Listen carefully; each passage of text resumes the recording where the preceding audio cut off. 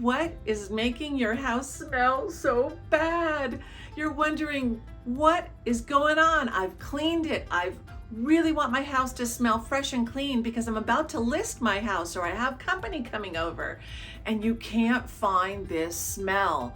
Well, in today's video, I'm going to go over a list of areas that you might not even think about that could be the culprit of that stinky smell. So stay tuned.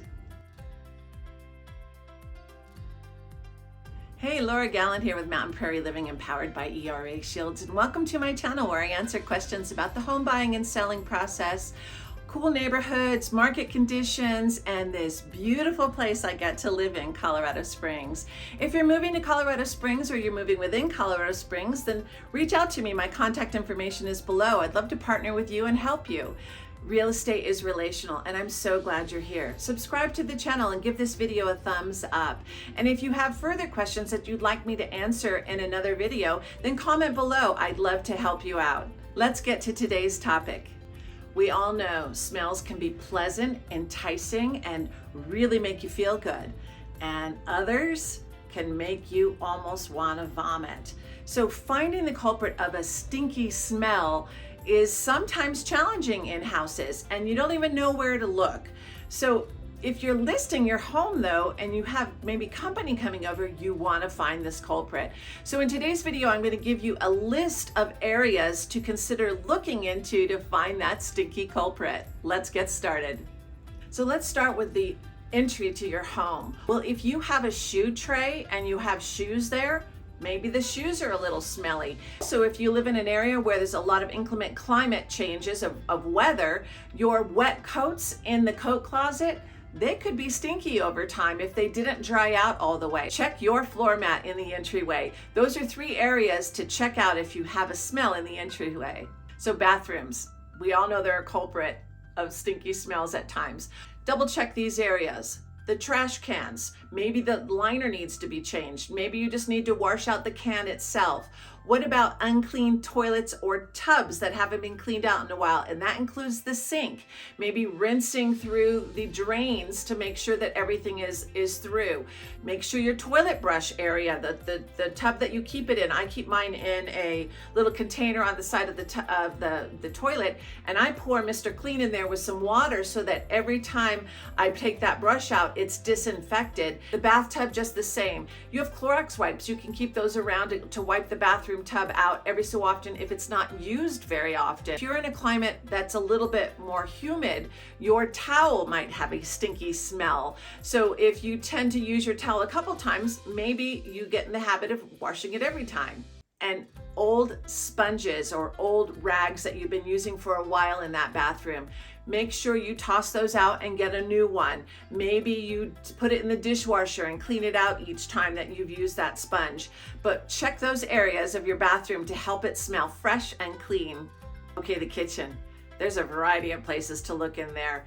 Sometimes just opening and closing the fridge, you smell it right away and you're like, whoa, it's time to clean out the fridge. So check your fridge. Also check the trash cans. Clean that trash can out every so often. Just disinfect it, clean it out, and put a new liner in there. That's going to help things smell fresh and clean. What about the microwave? Anybody else leave food that kind of bubbles over sometimes? And sinks, same thing in the bathroom. The sink, your dish or garbage disposal. So maybe take some fresh cut up lemons and put them in the garbage disposal and turn it on and rinse it through. Baking soda is a fabulous thing to put down the garbage disposal to help freshen the smell up coming out of the sink. Again, the sponges, replace them or microwave them. I saw a tip where you could take your sponge and microwave it for two minutes in the microwave to disinfect it and kill any bacteria, and of course smell. Dishwasher, that little dude can get smelly, so maybe running a clean cycle on it if your dishwasher has that, or checking out whether it just needs to be flushed with some vinegar water with some baking soda in a cycle to help freshen and clean up that dishwasher. Your oven, if you spilled over some meals every now and again, that just sits there and it will smell over time. So give your oven a thorough cleaning. Maybe you have a self-cleaning oven, maybe you don't. And this one you might not even think about. Your food storage cabinets can carry smell. I keep my potatoes and onions in there, and when they begin to rot, it begins to smell. Even old spices and such can really have a stench to them. So wiping out your drawers if you've spilled some spices. So simple things to look at and look for to catch the culprit of some smells in your house. Okay, what about the bedroom? The mattress can be cleaned. Did you know that? I just cleaned the mattress downstairs. We sponsor Air Force cadets, and I added another bed down there, and I just thought it's time to refresh that bed. There's a variety of videos on YouTube where you can find how to clean your mattress, but check out the mattress. Maybe it has an odor. Maybe it's time to replace the mattress. And if you have little ones, it could be the dirty clothes hamper.